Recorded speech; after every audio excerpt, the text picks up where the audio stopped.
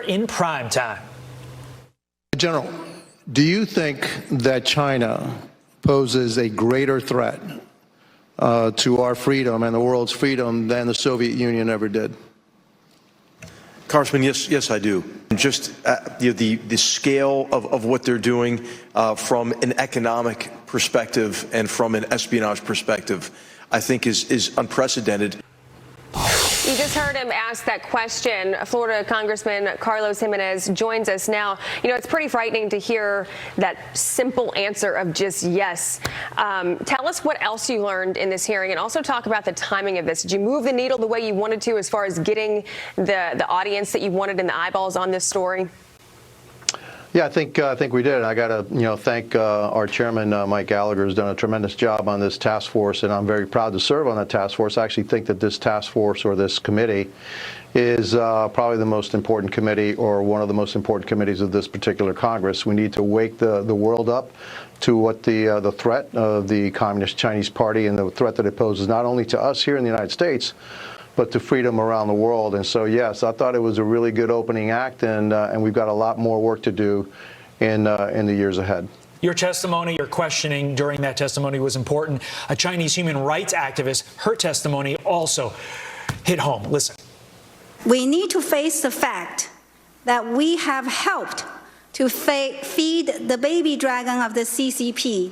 Since the 1990s, U.S. companies have enriched themselves by exploiting cheap labor in China and have in the process also enriched the CCP. Congressman, have we reached a point where a primetime hearing like this with words like that will lead to action and not just words going forward? Well, we have to. If we want to survive as a free nation, if we want to protect the world from world domination by the Chinese Communist Party, which is their aim by 2049. They want to be the world's dominant economy and the world's dominant military power so they can impose their will on the rest of the world.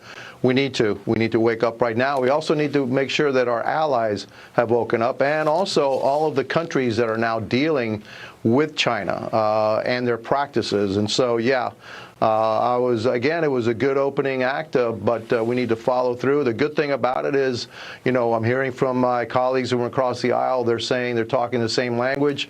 America, wake up. We need to stop funding the instrument of our demise, of our destruction, stop feeding this dragon that eventually will gobble us up. And if we don't stop the practices now, then we may find that it's too late. That's comforting that the folks on the other side of the aisle are apparently on board.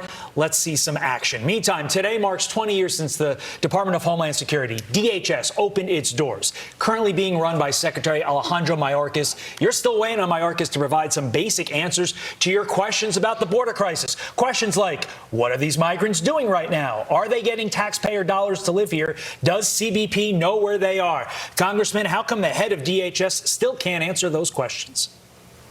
Look, it's funny because he actually told me about a month ago that he had all the answers to all my questions in a private meeting that I had with him. And so I challenged him 2 days later and said, OK, you said you had the answers.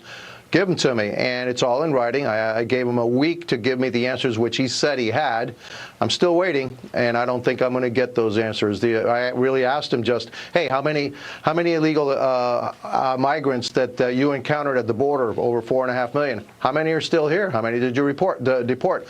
How much assistance are you giving them? How much is it costing the American taxpayer? Yeah. Or the ones that got away? Hey, have you caught any?